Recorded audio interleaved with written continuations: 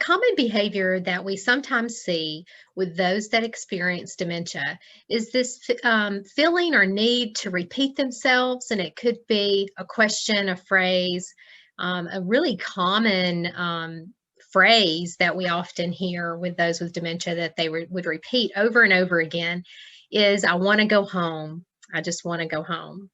Now, I'll address this issue first.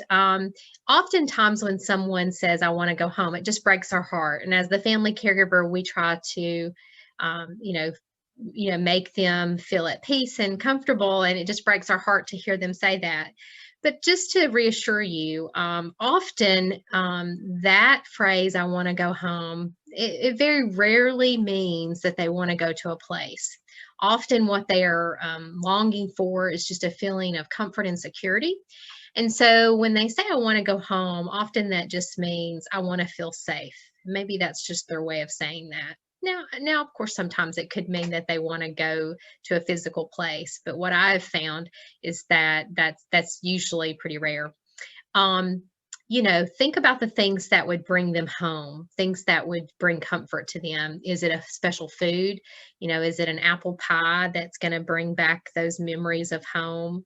Is it, maybe it's a scent, a certain candle that you could light that would make them have those feelings of home? We all can probably think of those scents and those foods that are just so nostalgic and make you feel comfortable and make you feel like home. So keep that in mind if your loved one is involved with this kind of repetition of, I want to go home. Other things that we see with repetition are sometimes behaviors, especially if the person, maybe they had an occupation where they use their hands all the time. They may be fidgeting and using their hands.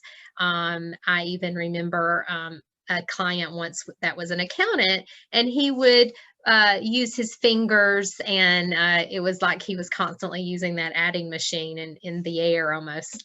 So keep in mind that someone that has this repetitive nature, you can give them tasks such as folding washcloths or other, chores or tasks around the house that they can do to stay busy.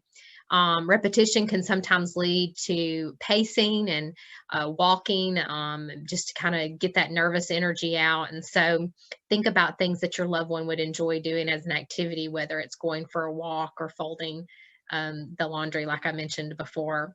I think it's also so important that when your loved one repeats a question or a phrase, especially questions, when you respond to them, respond in a simple manner, a simple answer, and with the same answer every single time.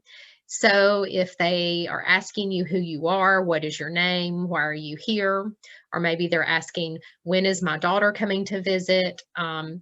Give that person the same answer every single time, even though that can be frustrating for you as the caregiver and exhausting. Keep in mind that simple, short answers can add to that repetition to help to decrease their agitation and their anxiety. So in this case, who are you? My response is, I am your caregiver, Julie. And then next time when they ask, who are you? I certainly don't want to begin that statement and my answer by saying, remember, I'm your caregiver, Julie. I am your caregiver, Julie, every time. I know that can be exhausting as a caregiver, but it can be so comforting to the person that you're caring for to get that same response. So keep in mind that repetition behavior, especially those longings for home, are just a cry for comfort and security. Be patient, redirect them with activities that can keep them busy if that's something that you found, that can help with that, kind of anxiety. Hang in there. Every day you may have to try something new. What works today may not work tomorrow. But hopefully these quick tips will help.